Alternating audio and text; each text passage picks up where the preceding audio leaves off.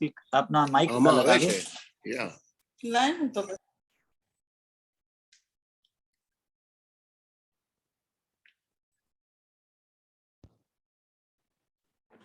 Okay, हरे कृष्णा। आप लोगों को आवाज आ रही है सब लोगों को? हाँ जी प्रभु। चलिए बढ़िया है।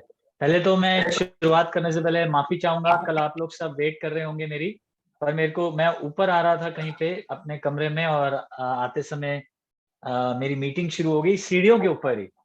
तो सीढ़ियों के ऊपर ही हम कम से कम 45 मिनट से 1 घंटा खड़े रहे, तो इसकी वजह से मैं आ नहीं पाया। उसके लिए मैं माफी चाहता हूँ। आप लोगों ने सबने अपना बड़ा इम्पोर्टेंट टाइम निकाल के क्लास के लिए आए और मैं दे नहीं पाया, पर मैं आज पूरा कर दूंगा। आज मैं आपको कुछ 2-3 ऐसी कहानियां सुनाऊंगा कि आप लोगों को अच्छा लगेगा। तो पर चलिए पहले जय राधा माधव से शुरू करेंगे। जय राधा माधव कुंज बिहारी, गोपी जन वल्लभ गिरिवर धारी। जय राधा माधव कुंज बिहारी, गोपी जन वल्लभ गिरिवर धारी। यशोदानंदन ब्रज जन रंजन, यशोदानंदन ब्रज जन रंजन। यमुना तीरा वनचारी, यमुना तीरा वनचारी।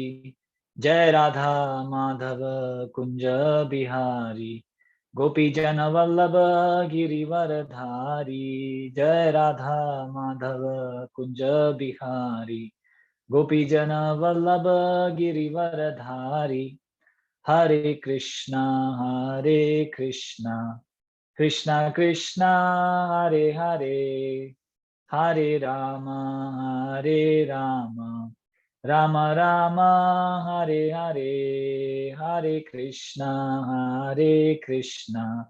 कृष्णा कृष्णा हरे हरे, हरे राम राम राम हरे हरे। हरे कृष्णा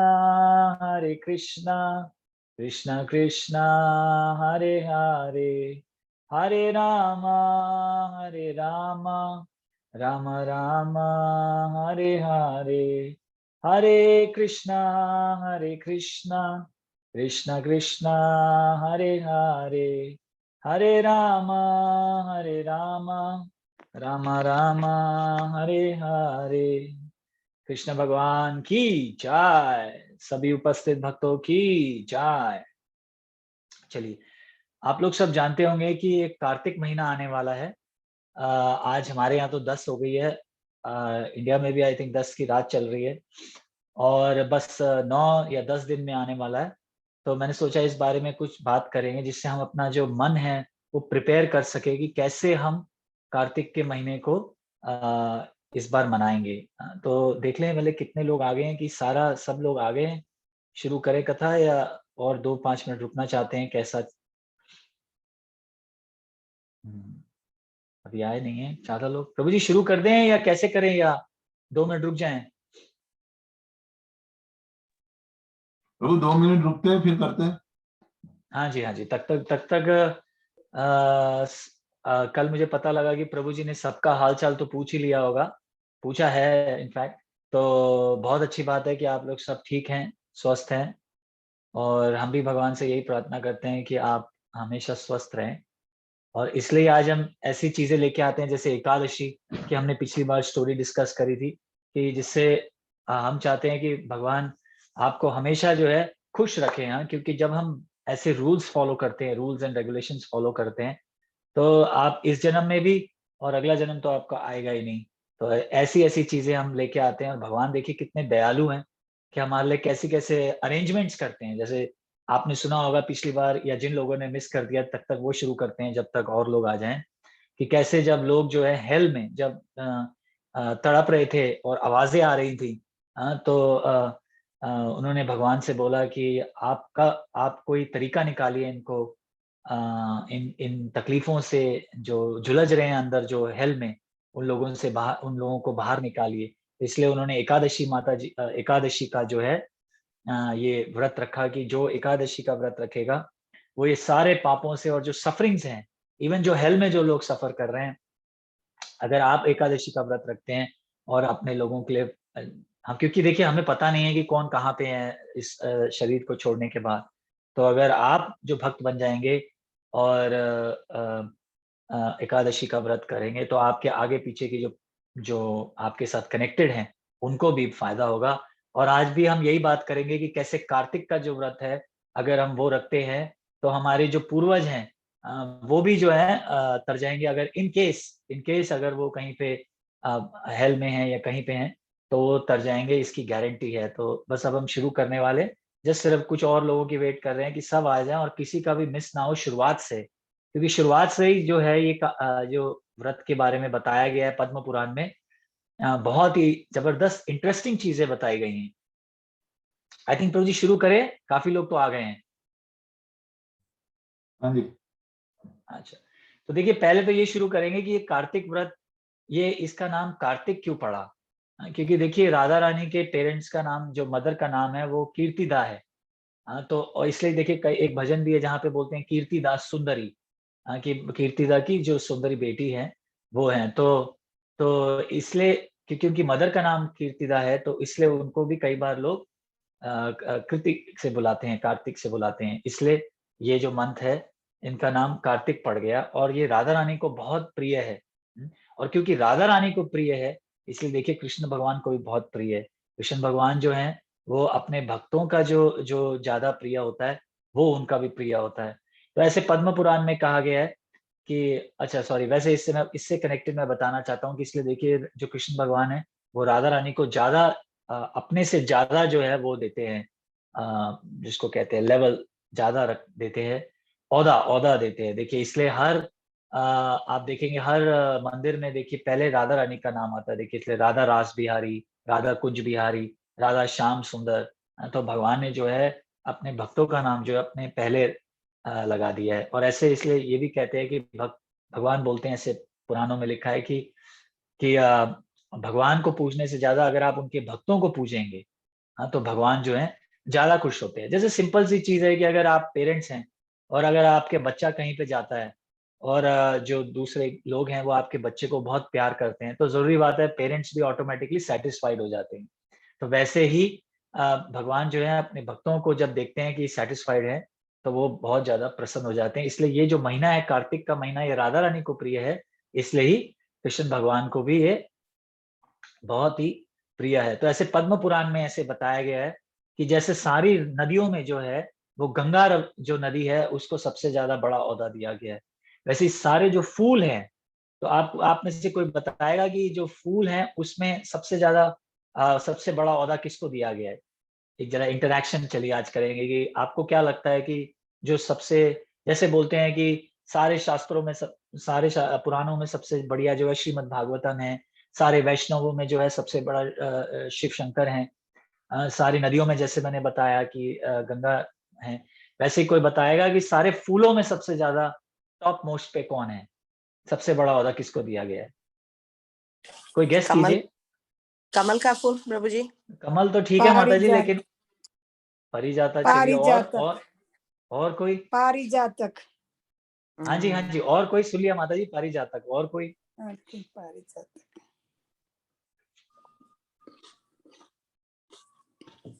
चलिए गूगल मत कीजिएगा है, जब तक मैं पूछ रहा हूँ कोई फटाक से गूगल कर रहा होगा, देखिए गूगल से क्या है। तो ऐसे शास्त्र में बताया जाता है कि तुलसी को जो है वो टॉप मोस्ट बताया गया है। तो आप में से कोई बोलेगा कि अरे तुलसी तो पता है ना, पर ऐसा नहीं है। तुलसी की जो वो जो मंजरी है उसको भी ऐसा टॉप मोस्ट फ्लावर ही ऐसे कंसीडर किया गया है, और टॉप मोस्ट पे उनको दिया गया है। कमल भी बिल्कुल ठीक है और परिजाता भी ठीक है, लेकिन जो टॉप मोस्ट है वो तुलसी को दिया गया है ऐसे। तो वैसे ही बताते हैं, शास्त्रों में बताया गया कि जो सारे महीने हैं, जो सारे महीने हैं उसमें जो टॉप मोस्ट है वो कार्तिक का महीना है। कार्तिक के महीने की जो मतलब आधे एक घंटे में तो पूरा भी नहीं कर सकते हम, 2 दिन लग जाएंगे अगर मैं सारे आपको पढ़ पढ़ के सुनाऊंगा कि उसके बारे में क्या है। पर कुछ चीजें हैं, जैसे समझिए अगर गलती से भी कोई जाने अनजाने में पाप हो गए तो ऐसे ही कट जाते हैं। और जिन लोगों को श्राद्ध के बारे में नहीं पता, या जिन लोगों को ये नहीं पता कि कौन सी डेट पे उन्हें करना चाहिए अपने एंसेस्टर्स के लिए, तो वो अगर कार्तिक का व्रत रखें, तो कार्तिक का जो सारे वो भी जो जहाँ पे भी हैं उन सबको जो है मुक्ति मिल जाएगी। तो पहले तो हमने ये डिस्कस किया कि इसका नाम कैसे पड़ा। अच्छा, और एक चीज और बताना चाहूंगा कि इसको कई तरह से लोग मनाते हैं, जैसे फॉर एग्जाम्पल कुछ लोग पूर्णिमा से पूर्णिमा तक मनाते हैं, तो वो भी ठीक है। कुछ लोग एकादशी से एकादशी तक मनाते हैं, वो भी ठीक है। और कुछ लोग संक्रांति से संक्रांति तक मनाते हैं, तो वो भी ठीक है। तो ये आपको इसलिए बता रहा हूँ क्योंकि कई लोग कई बार बोलते थे अरे तुमने गलत शुरू किया है, तुमने संक्रांति से शुरू किया, एक्चुअली एकादशी से होता है। या कुछ लोग बोलेंगे पूर्णिमा से होता है लेकिन एकादशी से नहीं होता, ऐसा नहीं है। आप लोग इन तीनों में से किसी से भी डेट से शुरू करके अगली जो अगले महीने तक की जो एकादशी या संक्रांति का जो महीना होता है या अगली पूर्णिमा का जो आएगा उस तक आप इसको फॉलो कर सकते हैं। तो ये तो एक तो ये टाइम की बात हो गई, ठीक है। अब इसमें ऐसा कहा जाता है कि तो इसके पीछे एक पद्म पुराण में एक स्टोरी आती है कि एक बार सत्यभामा, बड़ी इंटरेस्टिंग स्टोरी है, आप लोग सब ध्यान से सुनिए आज। कि सत्यभामा जो है वो भगवान से पूछने लगी कि आपकी कुछ टॉप रानियों में मैं कैसे टॉप हूँ, मतलब कि मेरे को ये ओहदा कैसे मिला, मैंने ऐसे क्या किया होगा जो मेरे को ऐसा ओहदा मिला। तो ऐसे कृष्ण भगवान स्टोरी करते हैं, और देखिए कृष्ण भगवान बता रहे हैं, ऐसा नहीं कि कोई और बता रहा है। कृष्ण भगवान बोलते हैं कि एक्चुअली तुम पिछले जन्म में गुणवती थी, तुम्हारा नाम जो था वो गुणवती था, और तुम एक ब्राह्मण की बेटी थी। और ब्राह्मण जो है वो एक गुरुकुल में पढ़ाया करते थे और अच्छे ब्राह्मण थे, पर अब वो बूढ़े हो रहे थे। तो उन्होंने सोचा कि अब क्या करें, मैं तो बूढ़ा हो रहा हूँ, जाने लगा हूँ, तो इसलिए, और मेरी यंग बेटी है, जो आप यंग है मतलब गुणवती की बात हो रही है, तो उन्होंने अपने डिसाइपल जो उनके नीचे पढ़ता था, छात्र उनका, उससे उनकी शादी करवा दी, और उनका नाम था चंद्र शर्मा। तो उनकी जब शादी गुणवंती के साथ हो गई तो सारी फैमिली अच्छी तरह से खुश थी। तो सब लोग मिलके जप करा करते थे, सब लोग मिलके प्रसाद पाया करते थे। तो बारिश का मौसम होने वाला था, तो एक बार जो पिता जो लड़की के पिता थे और जो लड़की के हस्बैंड थे, मतलब तो वो लोग जंगल में लकड़ी काटने गए, क्योंकि उन्होंने बोला कि बारिश शुरू होने वाली है, तो सारे जो लकड़ियां वो तो गीली हो जाएंगी, तो ऐसा करते हैं पहले ही लकड़ी काट के अपने घर में रख लेते हैं। तो जब वो लकड़ी काटने गए तो वहां पे एक राक्षस था। तो राक्षस जो था, उन्होंने वो उनको खा लिया, पर ऑफ कोर्स खाने से पहले उन्होंने भगवान का नाम लिया, इसलिए वो जो लोग हैं दोनों जो है भगवत धाम गए। तो फिर जब बिटिया को पता लगा कि उनके पति और उनके पिता दोनों का ऐसे राक्षस ने खा लिया, तो उनको बड़ा दुख हुआ। तो उन्होंने फिर ऐसे कार्तिक के व्रत रखने शुरू किए। और जब कार्तिक के व्रत रखने शुरू किए, हर साल कार्तिक का व्रत रखती थी कि भगवान जो जहाँ पे भी मेरे पति हैं और पिता हैं उनको सुख शांति दीजिए। तो ऐसे करके जब वो भी ओल्ड हो गई, तो उन्होंने जब अपना शरीर छोड़ा तो वो गोलोक वृंदावन धाम गई और भगवान के पास सीधा गई, और वहां पे उनको सामप्य मुक्ति हुई। ऐसे 5 तरह की मुक्ति बताई जाती है, उसमें से एक है सामप्य मुक्ति, जिसका मतलब है कि भगवान के पास रहना, समीप रहना। तो ऐसे वो भगवान के पास रहती थी, पर जब भगवान और सेवा करती थी, पर जब भगवान को अपनी लीला करने नीचे आना था इस अर्थ प्लैनेट पे, तो इसके लिए उन्होंने अपने लोगों को साथ लेके आए, और उसमें जो है वो गोपी जो जो वहां पे थी वो सत्यभामा बन के आई। तो ये ऐसे बताया जाता है क्योंकि उन्होंने कार्तिक का व्रत रखा था, इसलिए वो भगवान के पास सीधा गई। तो देखिए ये है कार्तिक व्रत की इम्पोर्टेंस, कि कैसे आप रखने से सीधा भगवत धाम जाएंगे, इसकी 100% गारंटी है, शास्त्रों में लिखा गया है। तो अब इसको फॉलो कैसे करना है, तो इसमें कहा जाता है कि 5 चीजें करनी होती हैं। तो देखिए सबसे पहली चीज तो ये है कि सुबह उठ के स्नान करना। तो जो लोग भी अगर अभी तक सुबह उठ के, और ब्रह्म मुहूर्त में, मुहूर्त में, ऐसे नहीं कि 7 बजे उठ रहे हैं, 8 बजे उठ रहे हैं। और जो लोग उठते हैं, समझ सकते हैं हम कि अगर आप लोग लेट नाइट तक काम करते हैं और सुबह लेट उठते हैं, कोई बात नहीं, लेकिन कोशिश कीजिए कि अगर आप कार्तिक के महीने में ब्रह्म मुहूर्त में उठें तो बहुत अच्छा। और ब्रह्म मुहूर्त आप सब जानते हैं क्या होता है, सूरज को राइज उगने से पहले 1-1.5 घंटा जो पहले का टाइम होता है, तो उसको ब्रह्म मुहूर्त कहते हैं।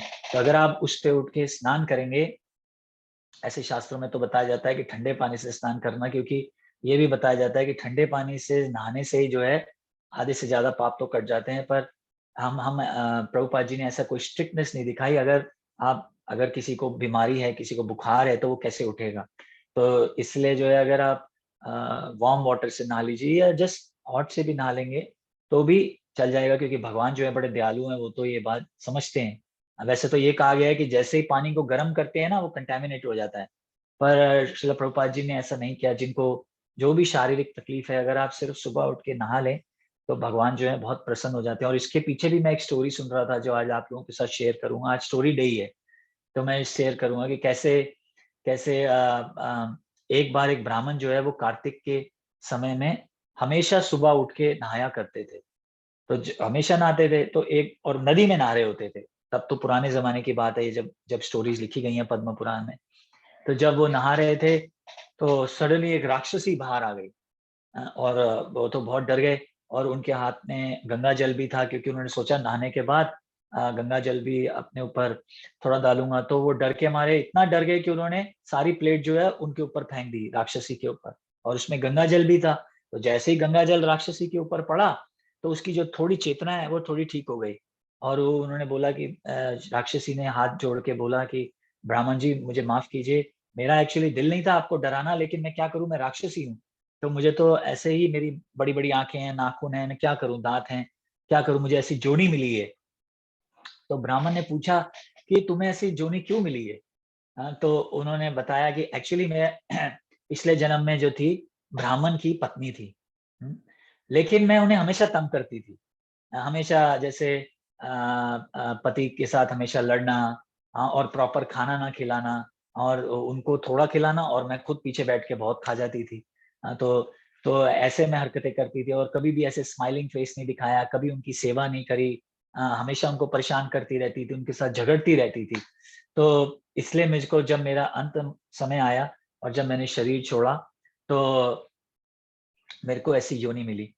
तो जिनसे मैं सुन रहा था वो जस्ट एक बता रहे थे, मतलब इसमें कोई आप माताएं और बहनें आप कोई पर्सनल मत लीजिए, पर ऐसे शास्त्र में बताया जाता है कि जो जो लेडीज अपने हस्बैंड की ऐसी सेवा नहीं करती हैं उनको ऐसी योनि प्राप्त हो सकती है। पर ऑफ कोर्स आजकल का इसका मतलब ये नहीं है कि अगर आप हस्बैंड जो है अगर वो मिसबिहेव करें अपनी वाइफ्स के साथ या सिस्टर्स के साथ, तो भी लेडीज का काम है कि वो करना, ऐसा नहीं है। पर ये जस्ट एक एग्जाम्पल बताया गया है कि ये तब बताया गया है कि जब वो ब्राह्मण भी जो है वो प्रॉपर ब्राह्मण हो। तो लेडीज अगर ऐसे प्रॉपर सेवा करें तो उनको बहुत हायर डेस्टिनेशन मिलती है। यानी स्टोरी के बाद और आगे इस बारे में बात करेंगे। तो उन्होंने बोला कि ब्राह्मण जी आप प्लीज मेरी किसी तरह तो मेरे को इस जोनी से छुटकारा दिलाइए।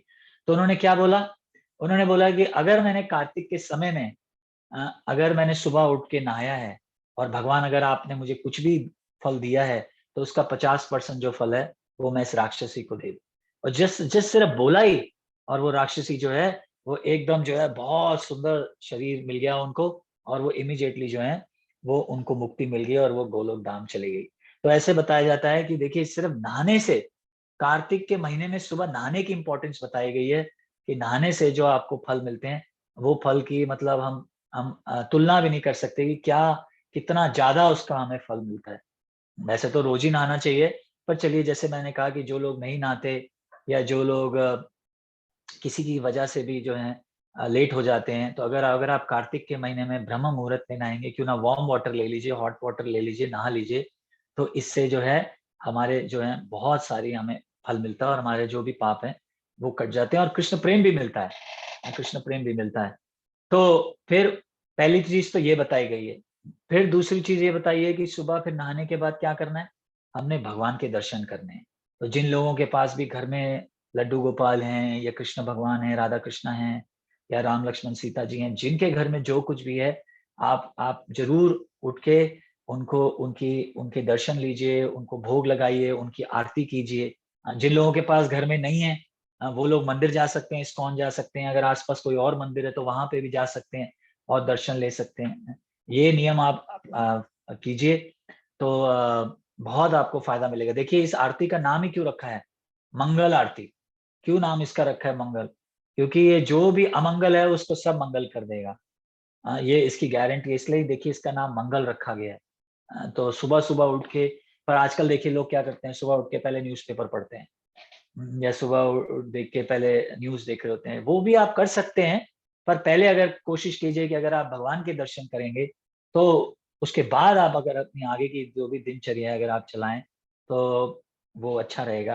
और एटलीस्ट कार्तिक के महीने में ट्राई कीजिए देखिए कोई मुश्किल नहीं है, देखिए लोग जो है नवरात्रों में प्याज लहसुन नहीं खाते, तो माता को प्रसन्न करने के लिए। तो वैसे ही अगर आप इस महीने में अगर आप सुबह उठ के भगवान के दर्शन करेंगे, तो अपना ही फायदा होगा, भगवान तो खुश होंगे ही होंगे, लेकिन अपना ही फायदा होगा।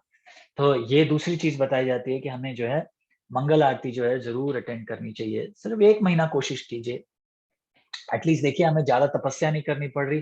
पहले जमाने में तो लोगों को हिमालय जाना पड़ता था भगवान को खुश करने के लिए, और ठंड में बैठे रहो, और ना खाने के लिए कुछ, ना पीने के लिए कुछ। तो और मैंने हमेशा ये बात कही है कि मुझे बड़ी फनी लगती है कि आदमी लोग तो फिर भी जा सकते हैं, लेडीज कैसे जाएंगी, है ना? तो इसलिए, पर यहाँ पे देखिए सबके लिए, घर में बैठे बैठे लेडीज, ओल्ड ओल्ड पीपल और बच्चे, सब लोगों को ये फल मिल सकता है सिर्फ घर पे बैठे बैठे। तो ये आप जरूर कीजिए। और जिनके पास समझिए अगर नहीं है और मंदिर भी नहीं है, तो फोटो के भी अगर आप दर्शन कर ले, देखिए। और आजकल तो वैसे टेक्नोलॉजी ने ऑनलाइन कर दिया है, और ऐसा तो हो नहीं सकता कि लोगों के पास मोबाइल नहीं है। सबके पास मोबाइल है आजकल, सबके पास, मतलब सबके पास। मैं एक बार एक बात बता रहा था कि दिल्ली में मैं एक जगह पे जा रहा था ट्रेन में, तो वहां से एक बस्ती से निकलती है ट्रेन। तो आप देखिए कि बस्ती में लोग पत्थर मार रहे होते हैं ट्रेन को, क्योंकि उनके पास पैसा नहीं है, वो लोग फ्रस्ट्रेटेड हैं, खाने के लिए कुछ नहीं, पर सबके हाथ में मोबाइल होता है। आप इमेजिन कीजिए कि सबके हाथ में मोबाइल है, खाने के लिए पैसा नहीं है, लेकिन सबके हाथ में मोबाइल है। और सबके घर के ऊपर डिश एंटीने लगे हुए हैं, तो सबके पास एटलीस्ट डिश एंटीना, ये जो केबल टीवी है, और मोबाइल तो आजकल सबके पास है। तो आजकल देखिए केबल टीवी पे भी आजकल दर्शन होते हैं, है ना? इंडिया में जब मैं था तो केबल टीवी पे भी दिखा रहे होते हैं, और मोबाइल्स पे भी हैं। तो आप, ऐसा कोई नहीं कह सकता कि हम दर्शन नहीं ले सकते सुबह। आप दर्शन जरूर ले सकते हैं, लीजिए, अपना ही फायदा होगा। तो ये तो दूसरा नियम हो गया, ठीक है। तीसरा नियम फिर ऐसा कहा जाता है कि तुलसी महारानी की पूजा करना। तो तुलसी महारानी की पूजा जरूर कीजिए, इस महीने तो एटलीस्ट कीजिए। ऐसा बताया जाता है कि तुलसी महारानी इतनी प्रिय है कृष्ण भगवान के, आज हम उनकी भी स्टोरी करेंगे, कि इतनी प्रिय है कि उन्होंने देखिए अपना जो, जहाँ पे भगवान रहते हैं, उनका नाम ही देखिए उससे रखा, वृंदावन।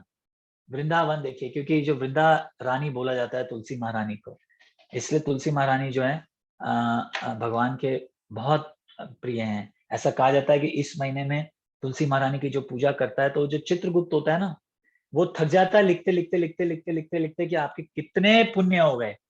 उनको समझ नहीं आता कि अब करना क्या है, बुक्स की बुक्स भर जाएंगी, उसके बाद भी वो नहीं लिख पाएंगे। इतनी देखिए तुलसी महारानी की जो है कृपा है, कि अगर आप तुलसी महारानी की पूजा करते हैं इस महीने में, तो बड़े से बड़ा पाप जो है वो कट जाता है। जैसे बोलते हैं ना हम आरती में, क्या है, यानी कानी चा पापानी ब्रह्मा हत्याधिकानी चा। हाँ, कि अगर आप अब तुलसी महारानी की परिक्रमा करते हैं, तो अगर आपने ब्राह्मण को भी मार दिया है, तो भी जो है माफी मिल जाएगी। पर इसका मतलब ये नहीं है कि अब आप ब्राह्मण हर हर रोज 2-3 ब्राह्मणों को मार दें और उसके बाद तुलसी की चक्कर लगा लें, ऐसा मत कीजिए। तो वो नहीं, फिर ऐसे नहीं होगा। पर कहने का मतलब क्या है कि गलती से अगर जैसे गलती हो गई, जैसे मैं आपको बताता हूँ, उस दिन मैं इंडिया में, नॉट उस दिन, इंडिया में मैं एक बार अपनी दुकान से छिपकली निकालने की कोशिश कर रहा था। तो छोटी सी थी बिल्कुल, झाड़ू से निकालने की कोशिश कर रहा था, क्योंकि मुझे पता था वो बहुत छोटी है। पर वो निकालते निकालते गलती से मर गई। तो मतलब क्या हुआ कि मैं चाहता नहीं था, लेकिन गलती से मर गई। तो ऐसे जो पाप हैं गलती से हो जाते हैं, ना चाहते हुए, वो फिर भी हो जाते हैं। लेकिन अगर आप प्लान करेंगे किसी को मारने का, और उसके बाद आप तुलसी महारानी को बोलेंगे कि मैं चक्कर लगा रहा हूँ, तो मुझे माफ कर दो, तो वो माफी माफी नहीं मानी जाएगी। तो इस तरह से अगर आप तुलसी की और देखिए तुलसी की बड़ी इंपॉर्टेंस है। तुलसी को ऐसे कहा जाता है कि वो कृष्ण भगवान की और राधा रानी की मैनेजर है। कृष्ण भगवान को कब मिलना है, कहाँ मिलना है, कैसे मिलना है, ये सारी जो है वो मैनेज करती हैं। जैसे आप इंडिया में देख लीजिए, मोदी जी के जो जो डिफेंस को करते हैं, वो अजीत डोवल जी हैं। हाँ, तो वैसे ही तुलसी महारानी भी जो है वो राधा कृष्ण की जो है, समझ लीजिए वैसे ही पोस्ट पे हैं, कि वो सारा कुछ वही सारा प्लान करती हैं, कहाँ मिलेंगे, कब मिलेंगे। और ऐसा कहा जाता है कि तुलसी महारानी के हाथ में एक तोता है, और तोते के 4 लाख शिष्य हैं। वो तोते के 4 लाख शिष्य हैं, तोते ही हैं, वो तोते ही हैं जो शिष्य हैं। और वो सब जगह उड़ते रहते हैं, वृंदावन में आप जाइए, मथुरा में जाइए, उड़ते रहते हैं और देखते रहते हैं कि कहाँ है राधा कृष्ण, कहाँ है राधा कृष्ण। तो आप बोलेंगे तोता राधा कृष्ण देख रहे हैं, क्योंकि हम अपनी आंखों से राधा कृष्ण को नहीं देख सकते, लेकिन ये जो लीलाएं हैं ये वृंदावन में आज भी चल रही हैं। तो मैं आपको एक बताना चाहूंगा कि एक तुलसी कुंड करके जगह है वृंदावन में। अगर कभी हमें समय मिला तो हम सब लोग एक बार ऐसी परिक्रमा लेके जाएंगे और सब सारी चीजें दिखाएंगे। तो तुलसी कुंड जो है एक जगह है जहाँ पे तुलसी महारानी का इन्होंने डेटी बना रखी है, और वहां पे ऐसा कहा जाता है कि हजारों तोते हैं, मैं खुद देख के आया हूँ बहुत बार, और वो पूरा टाइम चिर चिर चिर चिर चिर चिर चिर ऐसे बोलते ही रहते हैं, इतना बोलते हैं कि सरदर्द हो जाएगा। उड़ते रहते हैं, आते रहते हैं, उड़ते रहते हैं, आते रहते हैं। लेकिन ऐसा कहते हैं कि वही तोते जो है वो 5 से 6, मुझे टाइम नहीं याद आ रहा, या 6 से 7, क्योंकि मैं वृंदावन में सुबह सुबह खास देखने गया था, बिल्कुल चुप होते हैं, कुछ भी नहीं बोलते, वो बिल्कुल चुप, एक जिसको कहते हैं पिन ड्रॉप साइलेंस, बिल्कुल वैसा होता है। और इसके पीछे ऐसा कहा जाता है कि जब कृष्ण भगवान सुबह सुबह उठते हैं तो सबसे पहले जो है वो वृंदा कुंड के पीछे एक और कुंड है, वहां पे राधा रानी के साथ आके बैठ के सुबह सुबह मिलते हैं। तो इसलिए जो तुलसी महारानी है, उन्होंने सब तोतों को ऑर्डर दिया है कि कोई भी डिस्टर्ब नहीं करेगा। इसके लिए वहां पे कोई भी आवाज नहीं होती। पर जैसे ही 7 बजते हैं, एकदम वही तोते जो है बोलना शुरू कर देते हैं, बहुत बोलते हैं, इतना बोलते हैं कि आप सोच भी नहीं सकते। तो ऐसी ऐसी लीलाएं आज भी हैं, मैं खुद अपनी आंखों से देख के आया हूं। और आपको एक और बात बताता हूँ कि जो वृंदाकुंड की जो बाउंड्री है, वृंदाकुंड की जो बाउंड्री है पत्थरों की बनी हुई है, और सिर्फ 2-3 फीट ही है, ज्यादा ऊंची नहीं है, सिर्फ 2-3 फीट ही है। लेकिन वृंदाकुंड के अंदर कोई बंदर नहीं आ सकता, वृंदाकुंड के बाहर सारे बंदर खेल रहे हैं। अब आप बताइए, कभी आपने ऐसा देखा है कि बंदर जो है उसको 3 फीट टापने में क्या क्या मुसीबत है, वो तो 1 मिनट में छलांग लगा के आ सकता है ना। लेकिन वृंदा, ऐसा कहा जाता है कि वृंदा रानी का उनको ऑर्डर है, कि तुलसी महारानी का उनको ऑर्डर है कि कोई भी बंदर जो है वो अपनी जो उलपटांग अपनी छलांगे लगाना, ये करना, वो वृंदा कुंड के अंदर नहीं करेगा, वो वृंदा कुंड के बाहर ही करेगा। क्योंकि राधा और कृष्ण जो हैं वो वृंदा कुंड में ऐसे सुबह मिलते हैं और अपनी लीलाएं चलाते हैं। तो ये सारी बातें जो है, देखिए हमें कभी कभी लगता है कि ऐसा कैसे हो सकता है, और साइंटिस्ट लोग जो है वो अपना बोल देंगे नहीं, जरूर कुछ करंट की तारें लगाई होंगी आपने, इसकी वजह से बंदर जो है अंदर नहीं जंप कर पा रहे। लेकिन ऐसा नहीं है, जो भगवान का जो ऑर्डर है, जो उनके भक्तों का ऑर्डर है, वो वहां के सारे लोग जो हैं इस बात को मानते हैं। तो वृंदा रानी का देखिए कितनी इंपॉर्टेंट है वो है। तो और खास करके ये जो तुलसी महारानी का विवाह होता है, तुलसी शालिग्राम विवाह, ये भी इसी महीने आता है। तो आज आपको थोड़ा सा मैं बताना चाहूंगा कि तुलसी महारानी एक्चुअली इनकी क्या स्टोरी है। तो ज्यादा डिटेल में नहीं जाएंगे, पर सिर्फ थोड़ा सा बताएंगे क्योंकि हमें आगे भी बढ़ना है और स्टोरीज भी बतानी है। तो ऐसा कहा जाता है कि तुलसी महारानी, ऑफ कोर्स जो वृंदा रानी है, वो गोलोक वृंदावन से हैं, गोपी हैं, और ये एक लीला के लिए वो हिमालय में आई तपस्या करने की, उनको जो अपना पति विष्णु जी के उसमें रूप में चाहिए था, तो वो हिमालय पे आई। और दूसरी तरफ क्या स्टोरी है कि जो देवी देवता थे वो हमेशा जब भी कभी तकलीफ में आते थे तो वो शंकर जी के पास जाते थे, और शंकर जी बोलते थे कि मेरे को तकलीफ मत दिया करो, मुझे भजन नहीं करने देते, तुम थोड़ी थोड़ी टाइम बाद आ जाते हो कुछ तकलीफ लेके। तो एक बार शंकर जी को पता लगा कि देवी देवता आ रहे हैं उनसे कुछ मांगने, तो उन्होंने क्या किया, अपना जो रूप है वो विशाल एक राक्षस नहीं कहेंगे, एक आदमी की तरह हो गए, बहुत जैसे गेट कीपर होता है, कोई चौकीदार, वैसे विशाल रूप में आ गए। और देवी देवताओं ने पूछा, अरे यहाँ तो शंकर जी दिख नहीं रहे, क्या बात है, कहाँ चले गए। तो उन्होंने वो जो चौकीदार था उससे पूछा कि आपने शंकर जी को देखा है।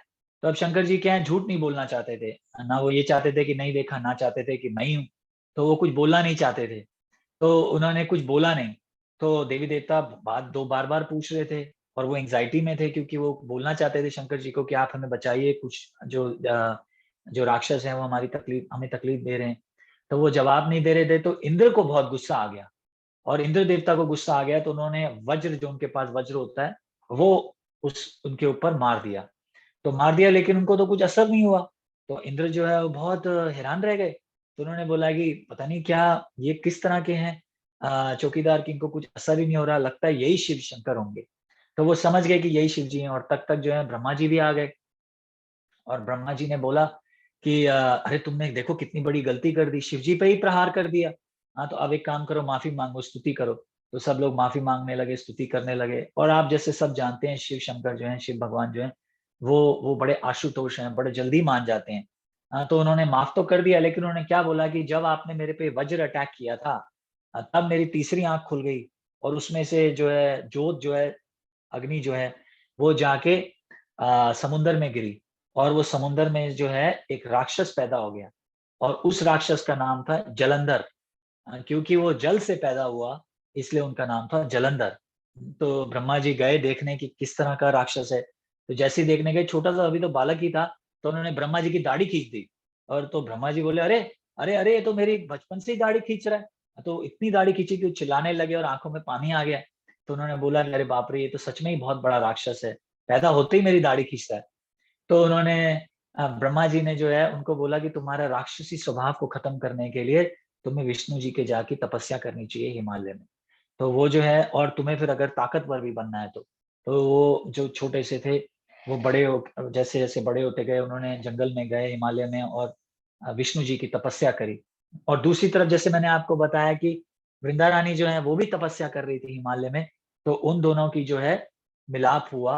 और दोनों ही क्योंकि विष्णु जी की तपस्या कर रहे थे, तो ब्रह्मा जी ने आके उनकी शादी करवा दी, उनकी आपस में जो है विवाह करवाया। लेकिन अब आगे अभी स्टोरी खत्म नहीं हुई है। तो अब आप बोलेंगे कि ये क्या स्टोरी है, तो हम तो सुनते हैं कि शालिग्राम विवाह हुआ, तो ये अब स्टोरी आगे आती है। फिर क्या हुआ कि जब वो उनका विवाह हो गया, तो जो वृंदा रानी थी वो बड़ी सती एक पतिव्रता थी, मतलब कि वो और किसी के बारे में कभी सोचती भी नहीं थी, सिर्फ इन्हीं को चाहती थी। तो आप में से कोई लोग पूछ सकते हैं कि पर आपने तो बोला कि वो विष्णु जी को अपना पति चाहती थी। हाँ, लेकिन जब वो इस मटेरियल वर्ल्ड में आई, इस बॉडी में आई, तो वो थोड़ा सा भूल गई कि मैं एक्चुअली यहाँ आई क्यों थी। तो देखिए, इससे पता लगता है कि हम सब लोग जो हैं जब इस मटेरियल वर्ल्ड में आते हैं, तो एक्चुअल में हम क्या है, हम भूल जाते हैं कि हम ये शरीर नहीं है, हम आत्मा है, हमारा एक्चुअली कर्तव्य भगवान का की सेवा करना है, ये हम सब भूल जाते हैं। और यहाँ की चमक धमक में जो है अपनी सारी चीजें भूल जाते हैं। तो पर वो क्योंकि पतिव्रता थी, तो वो हमेशा ही उनका विष्णु जी की स्तुति करती थी, लेकिन यही प्रार्थना करती थी कि भगवान मेरे पति को जो है आप हमेशा बचाए रखना। तो अब सारे देवी देवता जो है बड़े परेशान हो रहे थे, क्योंकि वो इतने प्रकोपी थे कि उन्होंने तीनों वर्ल्ड्स को जो था अपने कंट्रोल में कर लिया था। तो फिर अब क्या करें? तो जैसे मैंने बताया, जितने भी देवी देवता है शंकर जी के पास गए। शंकर जी ने बोला, देखो भाई, मैं तो नहीं लड़ना चाहता। तो फिर विष्णु जी के पास गए, तो विष्णु जी ने बोला, मैं कैसे मारूंगा, दोनों ही मेरे भक्त हैं, तो मैं कैसे मारूंगा। फिर ब्रह्मा जी के पास गए, तो ब्रह्मा जी ने बोला कि मेरे पास तो कोई अस्त्र शस्त्र ही नहीं है, तो मैं कैसे मारूंगा इसको। तो सब बड़े देवी देवता परेशान हो गए। तो परेशान होके सबने सोचा अब एक ही इलाज है। तो कोई आप में से अंदाजा लगा सकता है कि क्या इलाज होगा? कोई जस्ट एक एक आइडिया, ये कोई अंदाजा लगा सकता है कि जब ब्रह्मा जी ने मना कर दिया, शिव जी ने मना कर दिया, विष्णु जी ने मना जी कर दिया, तो वो किसके पास गए होंगे? चलिए, कोई नहीं लगा सकता तो कोई बात नहीं, मैं ही बता देता हूँ। तो फिर जो है, मैं भी अंदाजा नहीं लगा सकता था एक्चुअली, मैंने भी सुना है तो अब पता लग रहा है। तो फिर वो लोग गए, नारायण नारायण, तो वो नारद मुनि के पास गए। और जब नारद मुनि के पास गए, तो नारद मुनि ने बोला, ठीक है, मैं कोई तरीका निकालता हूँ। तो नारद मुनि तो आप जानते हैं कि एक्सपर्ट है इन चीजों में। तो नारद मुनि ने क्या किया कि उनको जाके बोला कि जलंधर, तुम तो बहुत बढ़िया हो, तुम पूरे तीनों वर्ल्ड में, जो तुम तीनों लोकों में जो हो सबसे महान हो, तुम्हारा कोई भी तुम्हें हरा नहीं सकता, तुम्हारा कोई भी वध नहीं कर सकता, है ना। पर तुम्हारे पास सब कुछ है, पर तुम्हारे पास एक कमी है। तो उन्हें बोला, ऐसा क्या मेरे पास सब कमी है? मैंने विष्णु की तपस्या करी है, मेरे पास शक्ति है, मेरे पास बल बल है, और मेरे पास सबसे सुंदर मेरी जो वाइफ है वो सबसे सुंदर है, बीवी वृंदा रानी। तो मेरे पास किसी चीज की कमी नहीं है। तो नारद मुनि ने बोला, नहीं, एक चीज की कमी है। उन्होंने बोला, कभी तुमने पार्वती के दर्शन किए हैं? तो वो बोले, नहीं, मुझे क्या जरूरत है, कि मेरे पास तो सबसे सुंदर बीवी है, तो मेरे क्या जरूरत है, मतलब ऐसे एक बार करके तो देखो। तो वो किसी तरह कोशिश कर रहे थे कि इनको किसी तरह पार्वती जी के दर्शन करवाए जाएं। तो जब जालंधर ने बोला चलो ठीक है, तो नारद मुनि ने पार्वती के दर्शन करवाए। और ऐसा ऐसे जिनसे मैं सुन रहा था, वो बता रहे थे कि ऑफ कोर्स उन्होंने भी पद्म पुराण में पढ़ा है ये, कि उन्होंने उन्होंने क्या किया, पत्र लिख दिया। जालंधर ने पत्र लिख दिया पार्वती जी को। और जब उन्होंने पत्र लिखा तो शिव जी को पता लग गया, तो शिव जी एकदम क्रोधित हो गए। और उनका आपस में घमासान युद्ध हो गया। यही एक्चुअली नारद जी चाहते थे कि किसी तरह जालंधर को मारना के लिए ये तो करना ही पड़ेगा। तो आपस में शुरू हो गया। लेकिन देखिए ऐसा कहा जाता है कि जालंधर इतना ज्यादा पावरफुल था कि शिव जी ने जब अपना पशुपति वो जो अस्त्र शस्त्र छोड़ा तो वो जालंधर ने हाथ से पकड़ लिया और वापस उन पे फेंक दिया। इतने पावरफुल थे और हजारों हजारों साल फाइट चलती रही लेकिन कोई भी एक दूसरे को हरा नहीं पा रहा था। और हजारों साल भी हमारे हजारों साल नहीं, देवी देवताओं के हजारों साल। तो फिर जब शिव जी ने फिर देवी देवताओं ने देखा कि शिव जी भी नहीं हरा पा रहे, तब जो है उन्होंने वापस आके विष्णु जी से आराधना करी कि भगवान अब आप ही हमारी रक्षा कीजिए। तो उन्होंने बोला ठीक है, पर देखो मैं मारूंगा नहीं, मैं कोई और तरीका निकालूंगा। तो विष्णु जी ने कहा कि एक्चुअली ये मेरी ही वाइफ है ऊपर गोलोक धाम में, लेकिन इस मटेरियल वर्ल्ड में आके जो है वो थोड़ी सी इल्यूजन में आ गई। और ऑफ कोर्स हम सब जानते हैं भक्त लोग की ये लीला हो रही है। क्यों लीला हो रही है इसका भी एंड अब आखिरी में सुनेंगे। तो उन्होंने बोला कि एक्चुअली तो ये मेरी ही वाइफ है। तभी देखिए आप जब प्रार्थना करते हैं तो कहते हैं तुलसी कृष्णा प्रियासी नमो नमः। तो एक्चुअली वो कृष्ण भगवान की ही प्रिय है।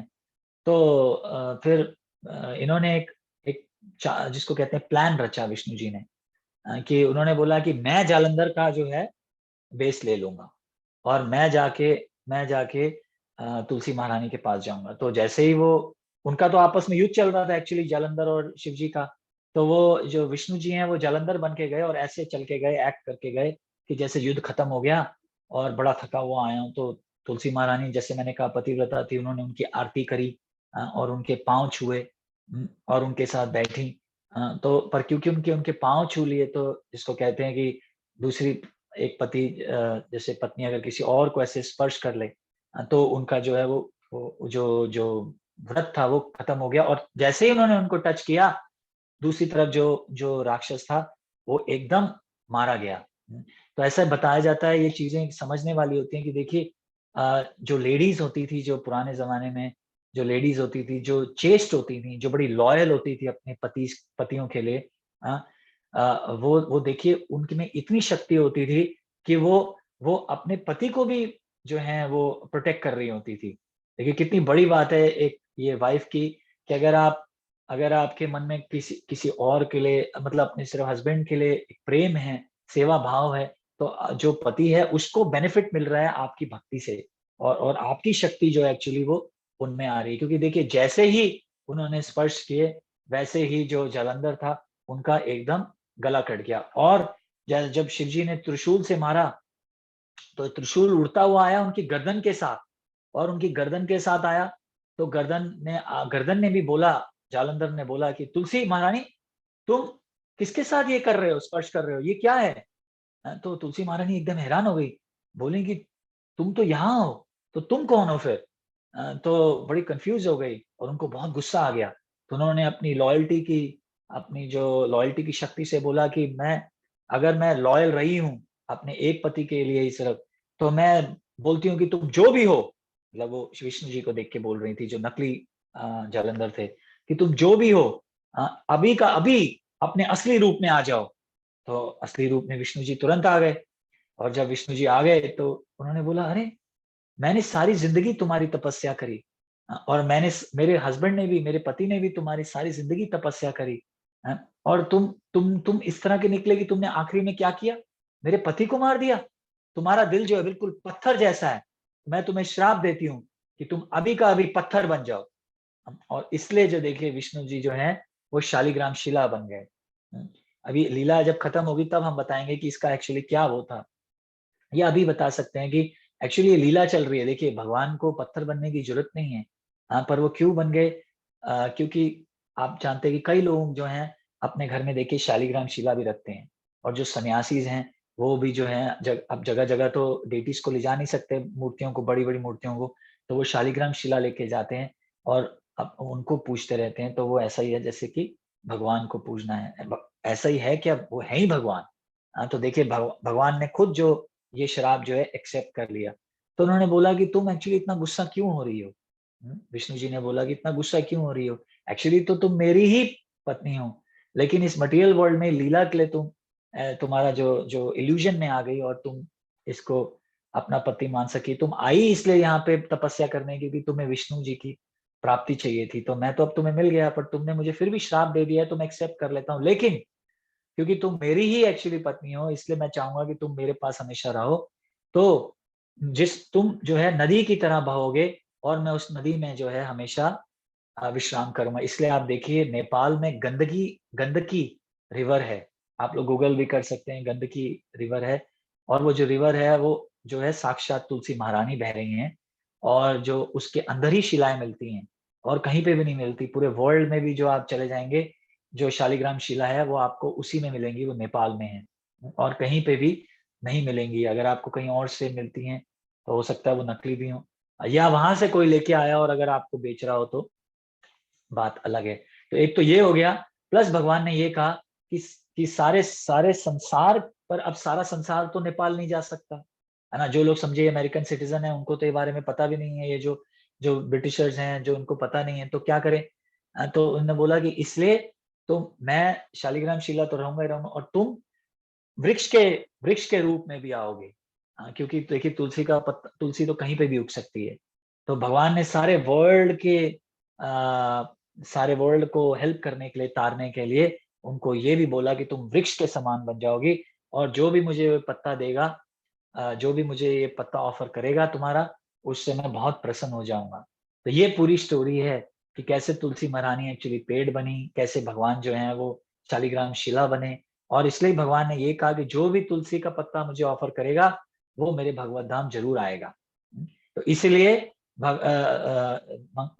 इसमें कार्तिक के महीने में तुलसी की पूजा करनी भी बहुत जरूरी है। वैसे तो रोज ही करनी चाहिए, रोज ही करनी चाहिए, लेकिन अगर समझे आपके घर में नहीं है, किसी वजह से नहीं उग रहा है, या कुछ भी प्रॉब्लम है, जो भी रीजन हो सकते हैं, तो एटलीस्ट इस महीने में तो कोशिश कीजिए कि ज्यादा से ज्यादा तुलसी महारानी की पूजा करें, तो उससे हमें बहुत फल मिलता है। तो ये देखिए तुलसी की एक तीसरा जो मैंने बात बताई, ये बहुत जरूरी है। फिर चौथी देखिए जो बात बताई जा रही है इम्पोर्टेंट बहुत, वो है दीप दान करना। कि इस कार्तिक के महीने में दीप भी दिखाइए। और ऐसे तो कहा जाता है शास्त्रों में कि घी का दीप दिखाइए, लेकिन अगर आपके पास समझे घी नहीं है, शास्त्र देखिए इतना भी मदद करते हैं, भगवान इतनी भी मदद करते हैं कि जिन लोगों के पास पैसा नहीं है, जो लोग अफोर्ड नहीं कर सकते, तो अगर आप घी नहीं, या घी सच्चा नहीं है, जो लोग अफोर्ड कर सकते हैं, लेकिन घी आजकल है कहाँ बताइए, सच्चा घी कहाँ मिलता है। फॉरेन में तो शायद फिर भी मिल जाए, लेकिन इंडिया में तो आजकल हर चीज में मिक्स है। तो तो फिर आप क्या कर सकते हैं, तिल का तेल ले सकते हैं। ऐसा कहा जाता है कि तिल का तेल जो है भगवान का पसीना है, तो तिल का तेल भी आप यूज कर सकते हैं। इससे भी जो है भगवान बड़े प्रसन्न हो जाएंगे। और ऐसा कहते हैं कि जब आप दिया दिखाते हैं भगवान को, तो क्या होता है, रोशनी उठती है, राइट। तो वैसे जब हम दिया दिखाते हैं भगवान को, तो हमारी जो अज्ञानता है वो भी खत्म हो जाती है। हमें जो हमारी अज्ञानता है और हमारा जो ज्ञान का दिया है वो जलने लगता है, और अज्ञानता जो है खत्म हो जाती है। तो इसके ऊपर भी शास्त्र पद्म पुराण में एक स्टोरी आती है कि कैसे इतना इम्पोर्टेंट है दिया दिखाना भगवान को, कि एक बार जो एक चूहा था, और जो जो जो दिए जलते हैं उनमें घी होता है, तो जो चूहा था वो घी खाने आता था और हमेशा खा के आके चला जाता था। पर एक बार क्या हुआ कि जब वो घी खा रहा था, तो आप तो जानते हैं चूहे की बड़ी बड़ी मूछें भी होती हैं, तो उसकी गलती से मूछें जल गई। और जब मूछें जल गई, तो वो जब आदमी जलने लगता है तो क्या करने लगता है, अरे बचाओ बचाओ बचाओ, ऐसे उछलने लगता है। तो वो जो चूहा ऐसे चक्कर लगाने लगा। तो भगवान ने क्या सोचा, अरे ये तो मेरी परिक्रमा लगा रहा है, अरे ये तो मेरी परिक्रमा लगा रहा है। तो उसको जो है फल मिल गया। और जो दिया जो था बुझ रहा था, आपने देखा ना कई बार जो दिया जलते जलते जो उसकी बत्ती होती है वो जलते जलते जलते जलते वो जो दिया होता है उसके पास आने लगती है और वो बुझने लगती है। तो क्योंकि वो ऐसे हिल रहा था तो उसका हाथ लग गया, तो जो बत्ती है वो थोड़ी सी और ऊपर चली गई, वो थोड़ी सी और ऊपर चल गई और दिया जो है फिर से जल गया। और भगवान ने क्या सोचा कि देखो चूहा जो है मेरे को दिया दिखा रहा है, तो उसको जो दिया दिखाने का जो फल था वो भी मिल गया। और वो सीधा जो है वैकुंठ गया। अब देखिए चूहा कहाँ कहाँ होता है, कहाँ कहाँ नहीं जाता। देखिए वो टॉयलेट की उसमें जाता है और गटर में जाता है, और क्या खाता है आप सब लोग जानते हैं। पर देखिए चूहे को भी जो है एंट्रेंस मिल गई गोलोक वृंदावन में, क्योंकि भगवान ने उसको एक्सेप्ट कर लिया है कि अरे ये तो मेरे को दिया दिखा रहा है। और एक तरफ तो ये देखिए, और देखिए भगवान की का दयालु जो नेचर है वो देखिए, कितने दयालु हैं भगवान की, कि थोड़ी सी भी आप डिवोशनल सर्विस करते हैं, भगवान उसको बड़ा जूम लेंस से बड़ा करके देखते हैं कि अरे देखो चूहे ने मेरे को दिया दिखाया। भगवान की देखिए ये खास बात है, और सारी खास बातें हैं, लेकिन देखिए कितने दयालु हैं भगवान कि वो वेट कर रहे हैं कि आप एक कदम बढ़ाओ और मैं 100 कदम बढ़ाऊंगा। गलती से जो आपने कर दिया, गलती से भी जो हो गया, तो उसका भी फल भगवान ने दे दिया। तो अगर आप सच में प्लान करेंगे तो क्या नहीं होगा देखिए। तो इसलिए बहुत जरूरी है कि हम दिया दिखाएं कैसे भी। और अगर लोगों के पास, जैसे मैंने बताया, घर में भगवान का विग्रह नहीं है तो मंदिर जा सकते हैं, और अगर मंदिर भी नहीं है तो पिक्चर को भी दिखा सकते हैं, पिक्चर को भी दिखा दीजिए, आप दिया रख दीजिए, तो भी भगवान एक्सेप्ट कर लेते हैं। ये जो महीना, ये तो ऐसा है जैसे एक के साथ 10 फ्री है ना। आप जाते हैं ना दुकानों पे, देखते हैं कि get one, by one get one free, तो वो तो सिर्फ एक दे रहा है, और देखिए उसमें भी कुछ ना कुछ गड़बड़ होती है ना। सेल लगी होती है, जरूर कुछ इसलिए लगी होती है कि या तो वो माल बिक नहीं रहा, या उसमें कोई गड़बड़ है, या ट्रेंड चेंज हो गया है। लेकिन यहाँ पे ऐसा कुछ नहीं है। भगवान जो है वो बोल रहे हैं बाय वन दिया गेट हजारों फ्री। उसके जो फल है वो हजारों मिलेगा। तो जरूर ये भी करना बहुत जरूरी है। ऐसे शास्त्रों में बहुत स्टोरीज हैं जहाँ पे आपने ऐसा किया। अगर मैं पढ़ने लगूं तो बहुत टाइम निकल जाए। ऐसे बताते हैं कि मंदिर के अगर आप चारों तरफ दिए जलाएंगे तो इसका ये फायदा है, अगर आप ये जलाएंगे तो इसका ये फायदा है। बहुत फायदे हैं सिर्फ दिया जलाने के। अगर आप भगवान के सामने लड़ी लगा देंगे दियों की, तो उसका क्या फायदा है। और पता नहीं, एक बार तो मैंने एक जगह में पढ़ा था कार्तिक महात्म्य में कि अगर आप जहाँ मंदिर के जो झंडा फैल रहा हो, लहरा रहा होता है, अगर आप वहां जाके दिया जलाएंगे तो अगले जन्म में आप ब्रह्मा बनेंगे, पक्का है। तो बहुत सारी चीजें हैं, पर देखिए हमें ब्रह्मा नहीं बनना है, हमें तो भगवान के पास जाना है। तो इसलिए बस जो भगवान कह रहे हैं कि अगर आप उनको दिया ही दिखा दें तो भी बहुत बड़ी बात। एक जगह तो मैंने ये भी पढ़ा था कि अगर आपके पास इतना भी पैसा नहीं है कि आप दिया दिया खरीद सकें, तेल भी खरीदने का पैसा नहीं है, तो किसी का और का दिया जलता हुए को थोड़ी सी जो बत्ती है वो ऊपर कर दीजिए कि वो और 2 सेकंड 5 सेकंड जल जाए, उसका भी फल आपको मिल जाए।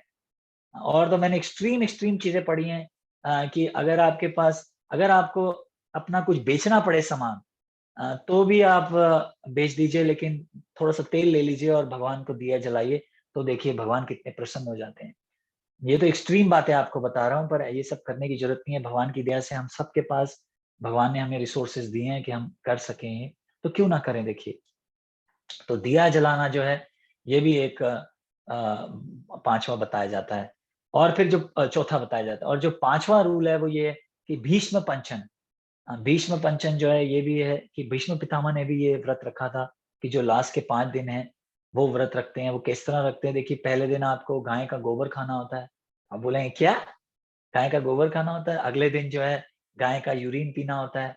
फिर तीसरे दिन देखिए दूध पीना होता है, और दूध से डेफिनेटली पेट खराब हो जाता है लोगों का, इसलिए फिर दही अगले दिन, चौथे दिन दही खानी होती है कि पेट ठीक हो जाए। और जब पेट ठीक हो जाएगा तो फिर 5वें दिन खूब घी खाइए। तो ये इस तरह से जो है व्रत को मनाना होता है। पर देखिए आजकल कौन गोबर खाएगा, एटलीस्ट मैं तो नहीं खा सकता। तो देखिए बड़ा मुश्किल है ये सारे व्रत करना।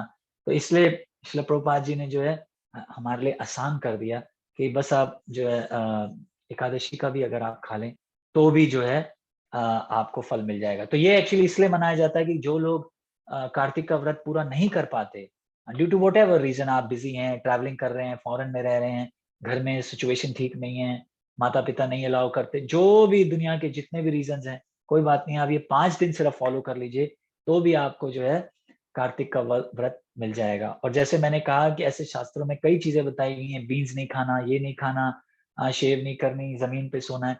पर श्रील प्रभुपाद जी ने इसको आसान करके बताया कि आप बीन्स खाना चाहते हैं, खाइए, भगवान को भोग लगाइए, वो महाप्रसाद बन गया, अब आप खा सकते हैं, है ना। कोई भी चीज जो है आप भगवान को भोग लगाइए। ऑफ कोर्स नॉनवेज नहीं खाना है ना।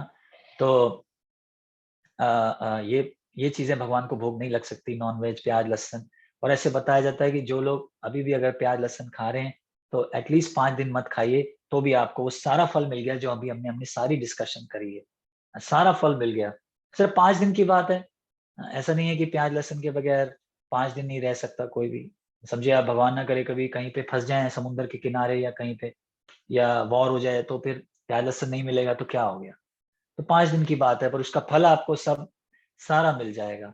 तो अगर हम ये चीजें करें तो भगवान जो है अति प्रसन्न हो जाते हैं। और सिर्फ यही नहीं, देखिए और भी चीजें करनी है, जैसे कि जप करें ढंग से, भक्तों की सेवा करें, भक्तों का एसोसिएशन लें, और भगवत गीता का पाठ पढ़ें। आप पढ़ें और पढ़ाएं, उसमें भी फायदा है। तो इसलिए मैं कोशिश करूंगा कि कोई भी क्लास मिस ना करूं कार्तिक के समय, क्योंकि मुझे भी फायदा मिलेगा, सिर्फ आपको ही नहीं, मुझे भी फायदा होगा उसमें।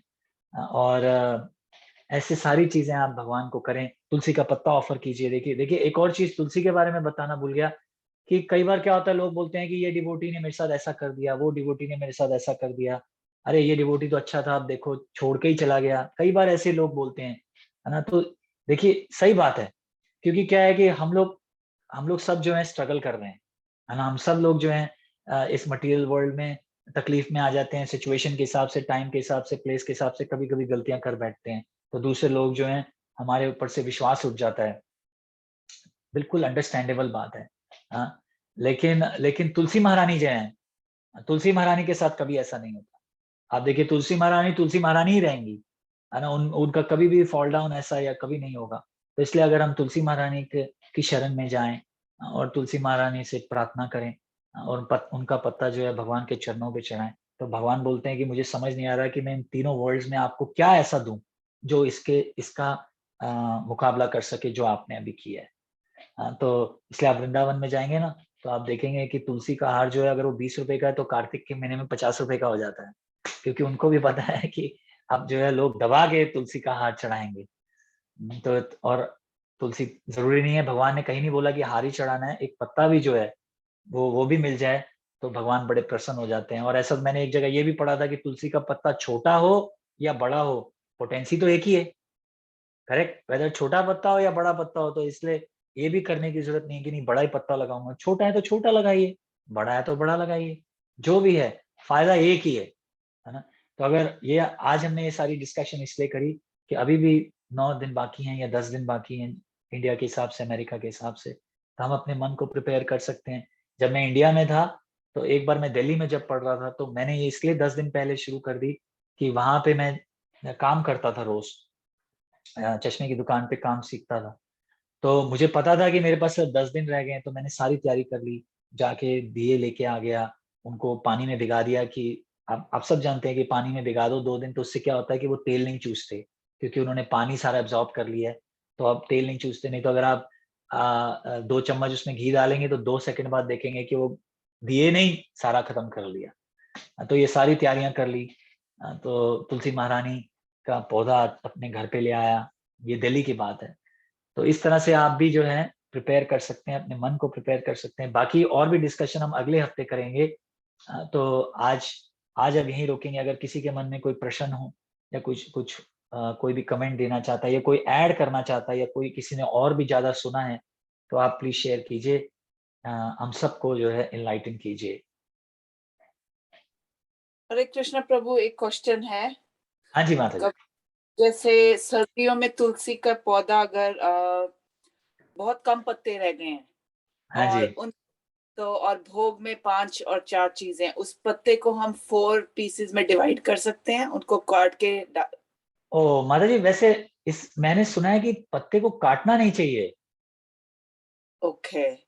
हाँ, पत्ते को काटिए मत। देखिए मैं आपको ऑनेस्टली बताता हूँ, ये मैंने एक पुजारी से पूछा था इस्कॉन के ही, कि समझे आप सर्दी में पत्ते नहीं हो रहे, तो ऐसे कहते हैं कि स्टिक को भी टच कर सकते हैं।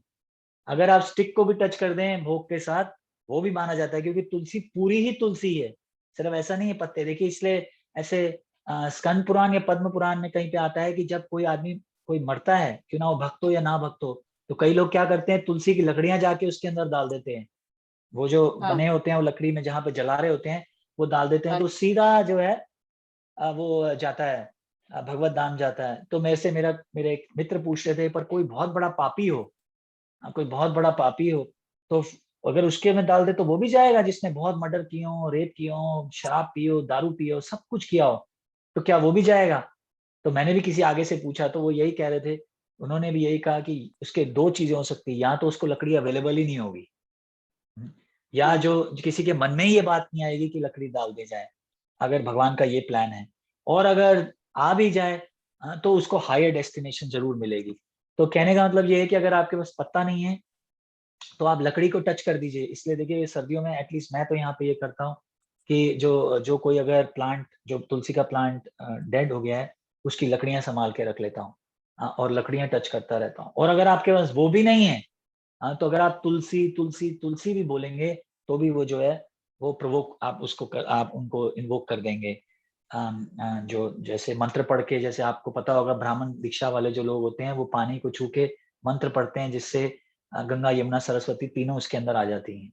तो वैसे ही अगर आप तुलसी महारानी का नाम लेंगे तो तुलसी महारानी साक्षात प्रकट हो जाएंगी। हमें नहीं दिखेंगे लेकिन वो प्रकट हो जाएंगे। जैसे हरे कृष्णा जब हम जप करते हैं तो उनमें और नाम में कोई फर्क नहीं है, वैसे तुलसी महारानी और तुलसी महारानी के प्लांट में या उनके नाम में, लकड़ी में कोई फर्क नहीं है ना। तो हरे आप ये कृष्ण कर प्रभु। सकते हैं, पर काटिए मत। हाँ जी, प्रभु आपकी आवाज हो गई है। अब आ रही है?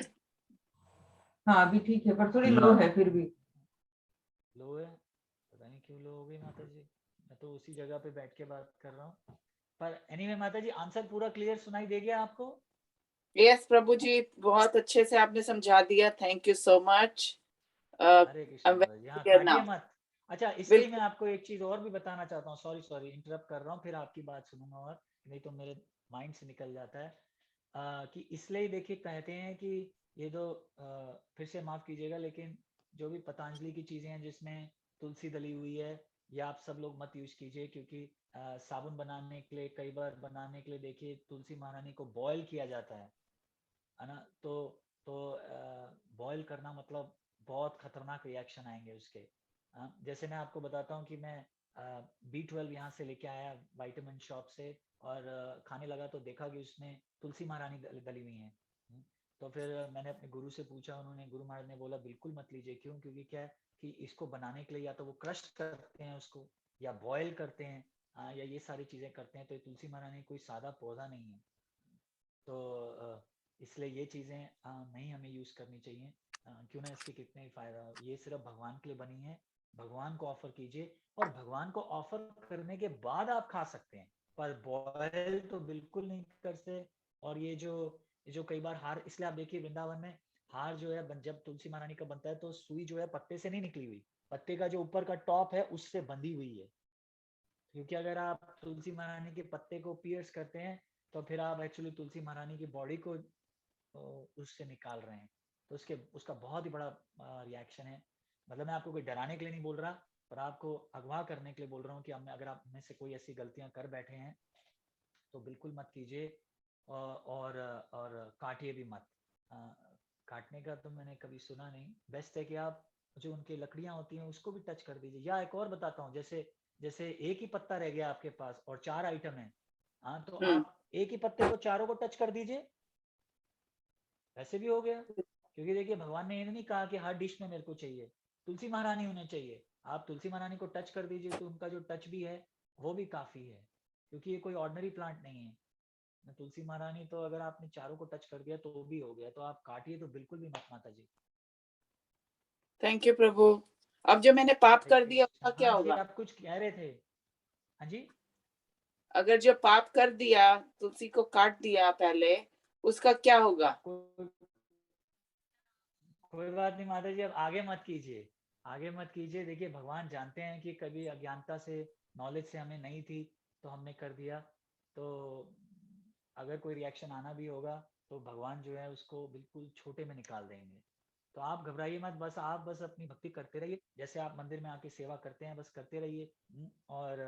और अब आपको पता लग गया तो आप आगे आगे भी लोगों की मदद कीजिए, कि जो लोग अभी भी गलती कर रहे हैं उनको बचाइए। आप देखिए इसी को प्रेम कहते हैं, है ना। ये रियल प्रेम है कि आप खुद बचें और दूसरों को भी बचाएं, है ना। बिल्कुल। तो थैंक यू प्रभु। और यारी बोल माता जी, रिएक्शंस की चिंता मत कीजिए माता जी, भगवान पे छोड़ दीजिए, वो अपने आप सारा कुछ देख लेंगे। इंटेंशन देख लेंगे कि आपको पता नहीं थी, और अब आपने खुद के लिए भी रोक लिया और आगे को भी बता रहे हैं, तो भगवान बहुत प्रसन्न हो जाएंगे कि देखो अब लोगों को भी बचाने की वो इंटेंशन में है। क्योंकि देखिए सारे लोग ही जो हैं भगवान के बच्चे हैं और सफर कर रहे हैं।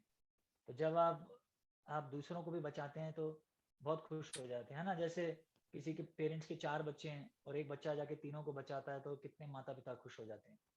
वैसे अगर अब आप आगे भी लोग जो कर रहे हैं मदद करेंगे उनकी, तो भगवान वो भूल जाएंगे कि आपने क्या किया। होपफुली डेफिनेटली भूल जाएंगे। चलिए, और कोई अगर कोई शेयर या प्रश्न किसी का है तो आपका आवाज बहुत ही कम आ रहा है, बहुत हार्डली सुनाई दे रहा मैं काम ओके, एक मिनट देख।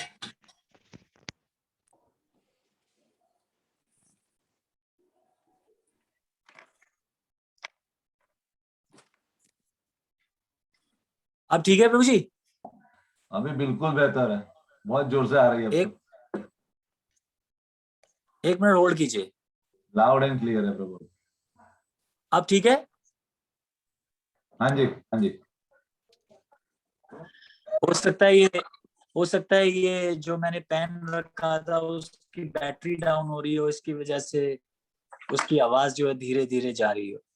एनीवे, मैं माता जी को सिर्फ यही बता रहा था कि आप आगे भी लोगों को बचाइए, जो लोग भी ऐसे गलती कर रहे हैं, तो भगवान आपसे बहुत प्रसन्न हो जाएंगे कि आपकी इंटेंशन जो है वो अच्छी हैं और लोगों को बचाने के लिए हैं। तो ऐसा कीजिए। हाँ जी, और कोई अगर कोई शेयर करना चाहता है या कुछ ऐड करना चाहते हैं?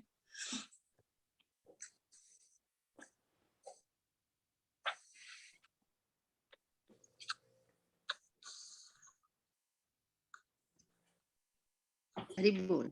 हरि बोल।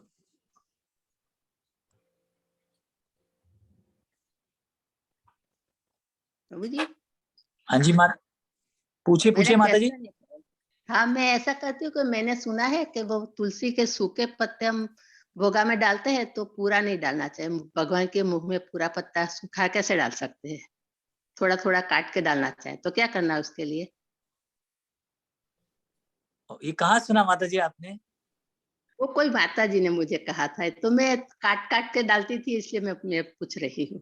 नहीं नहीं माता जी, भगवान तो देखिए इतने बड़े हैं, वो तो गोवर्धन है ना, वो तो 1 मिनट में पूरा पत्ता भी खा सकते हैं। तो अच्छा, आपको उनको काटने की जरूरत नहीं है। तो मैंने तो वो तो इसलिए तो हाँ, वो तो खा जाएंगे। अच्छा, इससे एक और याद आई कि कई लोग जो है वो पत्तों को ड्राई भी कर देते हैं, वो भी हाँ चलेगा। ड्राई करते हैं। हाँ, वो ड्राई किए हाँ पत्ते वो हम बहुत, डालते हैं ना। हाँ ठीक, वो भी चल जाएगा माता जी की। जैसे समझिए इंडिया से आप आ रहे हैं और अब अमेरिका में बहुत बर्फ गिर रही है, तो कई लोग बोलते हैं कि भैया मेरे लिए सूखे पत्ते ले आना, उस सुखा के ले आना, ड्राई करके ले आना, वो भी चल जाएगा। लेकिन हाँ, काटने का मैंने नहीं लेकिन सुना माता जी। वो काट काटना हाँ जी, नहीं है, पूरा ही डालना है, ऐसा नहीं? पूरा डाल दिए माता जी, भगवान तो ऐसे खा लेंगे, उनको अच्छा, काटने की क्या जरूरत है माता जी। जो आप, मैं समझ रहा हूँ उन्होंने बड़े प्यार से सोचा होगा कि चलो भाई भगवान को काट काट के दो, पूरा कैसे खा लेंगे। उनकी हो सकता है इंटेंशन अच्छी हो, लेकिन ये अलाउड नहीं है। क्योंकि देखिए ऐसे तो फिर भगवान से कोई, आप उनसे कोई पूछ सकता है कि आप भगवान को रोज कितना खिलाते हैं? समझिए आधा किलो खिलाते हैं या पाव खिलाते हैं, लेकिन उससे उनको क्या होगा, है ना। तो वो तो बहुत भगवान है, वो तो सृष्टि उन्होंने करी है, तो पाव से क्या होगा। तो वो तो माता जी ऐसे प्रेम के भूखे हैं। या कोई बोल दे कि 1 किलो खिलाता हूँ, तो लड्डू गोपाल तो छोटे हैं, तो हमें क्या पता वो कितना खाते हैं। तो ऐसा नहीं है, ऐसे शास्त्र बताते हैं कि आप प्यार से खिलाइए तो वो जितना है उतना खा लेंगे, और थोड़ा है तो थोड़ा भी खा लेंगे। पर शास्त्र ये बताते हैं कि तुलसी को नहीं काटना है, तो वो तो अलाउड नहीं है। तो आप पूरा डालिए, भगवान पूरा खा लेंगे। और अगर उनको थोड़ा थोड़ा खाना होगा तो वो अपने आप काट के खा लेंगे, आप मत काटिए, है ना, हरि वो बोल। अपने आप काट के, हाँ जी, अपने आप काट के खा लेंगे वो। अच्छा, हरि बोल, हरि बोल। हरे कृष्णा माता जी, बहुत अच्छा हरे सवाल था ये। कृष्ण। हाँ जी, मैं तो इतने इसका साल मतलब, से ऐसा ही कर रही थी, मुझे पता नहीं था तो। कोई बात नहीं माता जी, कोई बात, मैं समझ गया कि आपको पता नहीं था, पर आप प्रेम से खिलाने की कोशिश कर रहे थे, ये सोच के कि हमारे प्यारे भगवान पूरा कैसे खाएंगे, है ना। कोई बात नहीं, आप सिर्फ छोड़ दीजिए, भगवान अपने आप खा लेंगे। हाँ जी, हरि बोल।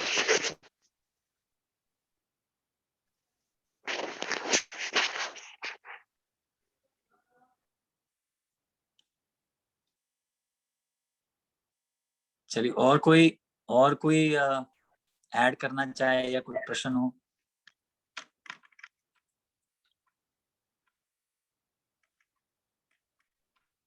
एक और क्वेश्चन है आपको।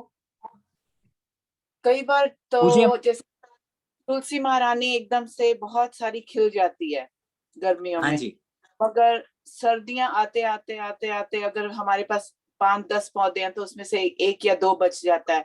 तो हमें ये समझना चाहिए कि तुलसी महारानी हमारे से नाराज है या उसका नहीं, ऐसा कोई नहीं, इफेक्ट ऐसा तो नहीं है नहीं। माता जी कि वो नाराज हैं, क्योंकि अगर वो नाराज होती तो फिर वो सिर्फ 2 ही क्यों रह जाएंगी, वो भी चली जाएंगी। एक बात तो ये है। और कई दूसरी बार बात है हुआ माता है। जी, अगर उन्हें नाराज रहना था तो फिर वो मटेरियल वर्ल्ड में क्यों आती। वो हमारी भलाई के लिए ही आई हैं, हमारे को भक्ति दिलवाने आई हैं, ऐसा नहीं है। पर कई बार क्या होता है कि इसको तुलसी महारानी को पहले तो कोशिश करनी चाहिए माता जी कि अगर एक ही घर में मंदिर हो तो बात अलग है, एक ही घर में 10-10 होना बड़ा मुश्किल हो जाता है संभालना। मुझे पता है क्योंकि मेरे घर में भी पूनास में 25-30 थी एक साथ, 25-30, और वो बढ़ती जा रही थी। तो फिर मैंने भी मंदिर में डोनेट करी, क्योंकि क्या है कि 25-30 को मैं संभाल नहीं पा रहा था, उनमें कीड़े पड़ रहे थे और बहुत कुछ होता है, उनकी मंजरियां उगती हैं। तो अगर आप मंजरियों को ध्यान से नहीं तोड़ें, उसको भी तोड़ने का तरीका है, तो वो गिर के नीचे मिट्टी में गिरती हैं और उगने लगता है। तो ये ऐसे वो बड़ा मुश्किल हो जाता है संभालना। तो हमें कोशिश करनी चाहिए माता जी कि हम घर में है तो 1-2 ही रखें, ज्यादा ना रखें, क्योंकि 1-2 की भी फिर वही बात है, पोटेंसी है, 10 जरूरी नहीं है होना। और अगर समझिए है, और अगर आप कोई नहीं लेना चाह रहा है आपसे, समझिए आप कनाडा में है, मंदिर भी बहुत दूर है या कहीं पे भी हैं, कोई लेना भी नहीं चाहता, तो फिर हमें अरेंजमेंट्स करने चाहिए। आजकल बड़ी लाइट्स आती हैं तुलसी के लिए, ये सारी चीजें। और अगर इस पे थोड़ा खर्चा हो जाए तो कोई हमें घबराना नहीं चाहिए, क्योंकि आप किसी नॉर्मल आदमी के ऊपर पैसा नहीं खर्च रहे हैं। ये कोई सादा गेस्ट नहीं है आपके घर, ये तो साक्षात तुलसी महारानी है। भगवान इनके बिना खाना नहीं खाते, भोग नहीं लगाते। तो और लोग घर में कई बार गेस्ट आते हैं तो कितना खर्चा हो जाता है। तो अगर थोड़ी सी लाइट्स लगा के उनको प्रॉपर गर्मी दी तो वो फिर जो है सरवाइव कर जाएंगी। पर वैसे कोशिश करनी चाहिए कि इतनी ना हो। तो उसके लिए क्या करना चाहिए, प्रॉपर टाइम पे उनकी जो मंजरियां हैं वो प्लग कर लेनी चाहिए, यानी उनको गिरना नहीं चाहिए, क्योंकि अगर वो गिरी तो वो जरूर आएंगी। और उसका भी तरीका है। और उसका हार बनाइए, जितनी ज्यादा मंजरियां आती हैं इससे पता लगता है कि मंजरियां आ रही हैं, तो आप उनका हार बनाइए और भगवान को अर्पण कर दीजिए। कितनी अच्छी बात है। और मंजरियां उतारनी भी जरूरी है, क्योंकि अगर आप नहीं उतारते तो वही सारा पानी ड्रेन कर लेती हैं और तुलसी महारानी का जो प्लांट है वो रह जाता है, वीक हो जाता है। इसलिए तुलसी मंजरियों को उतार लीजिए। तो आप बोलेंगे फिर मंजरियां आती क्यों है, अगर ऐसी बात है ना, तो वो भी उसके पीछे भी रीजन है, क्योंकि तुलसी महारानी चाहती हैं कि आप जो सॉफ्ट मंजरीज हैं वो भगवान को ऑफर करें, उसका फल भी आपको मिलेगा, है ना। देखिए, ऑफर करके फल भी आपको मिल रहा है और उनको तोड़ के भी फल आपको मिल रहा है ना, क्योंकि आप तुलसी महारानी की भी सेवा कर रही हैं, भगवान की भी सेवा कर रही हैं, दोनों तरीके से। तो तुलसी महारानी के विन विन सिचुएशन है, वेदर इधर या उधर आपको ही फायदा है। तो रखिए, लेकिन 10 नहीं माता जी, कोशिश कीजिए किसी और को, किसी अच्छे भक्त को संभालने के लिए दे दीजिए। थैंक यू प्रभु। पर ठीक है। हाँ जी, पर ये मत घबराइए मत कि वो आपसे नाराज हैं। ये हमारा मन जो है हमें ऐसे बोलने लगता है, या कुछ लोग घबरा देते हैं हमें, कि डरा देते हैं कि अरे वो तुमसे नाराज हैं, अरे 6 महीने रह गई तब नाराज नहीं थी, अब नाराज हो गई। तो ये वेदर की बात है, क्योंकि तुलसी महारानी जो है उनको थोड़ा सा टेम्परेचर जो है वार्म चाहिए, सर्दी नहीं चाहिए। तो और भगवान हो सकता है हमें चांस दे रहे हो, हमें और अपॉर्चुनिटी दे रहे हो कि ढंग से सेवा करो तुलसी महारानी की, ज्यादा से ज्यादा पता लगाओ कि कैसे सेवा कर सकते हैं, है ना। ये भी हमारे, आप समझ सकते हैं कि अपॉर्चुनिटी है हमें कि हम कैसे सेवा करें। और थैंक यू प्रभु। ओके माता जी, हरे कृष्णा।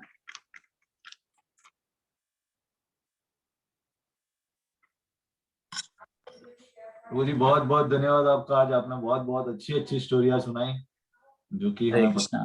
तो आगे भी ऐसी अच्छी स्टोरियां सुनाते रहिएगा हमें। हरे कृष्णा। अगले सैटरडे को हम, और भी अभी खत्म नहीं हुआ है महात्मा का, थोड़ा सा और भी करेंगे हम, पर अगले करेंगे। मैंने तो सोचा था ये लेक्चर जल्दी खत्म हो जाएगा, तो 10:40 हो गए। तो पर क्योंकि मैं कल नहीं आया और पिछले संडे भी नहीं आया, तो मैंने सोचा आज एक ही बारी में कवर कर देंगे, जो भी मैं काफी टाइम से आप लोगों के साथ शेयर करना चाहता था। तो इसलिए लेक्चर थोड़ा लंबा हो गया। और एक बार फिर माफी चाहूंगा, कल मैं नहीं आया, बताया भी नहीं, क्योंकि मैं ऐसे पोजीशन पे था जहाँ पे मैं मैसेज नहीं कर पा रहा था। तो उसके लिए भी माफ कीजिए आप लोग सब।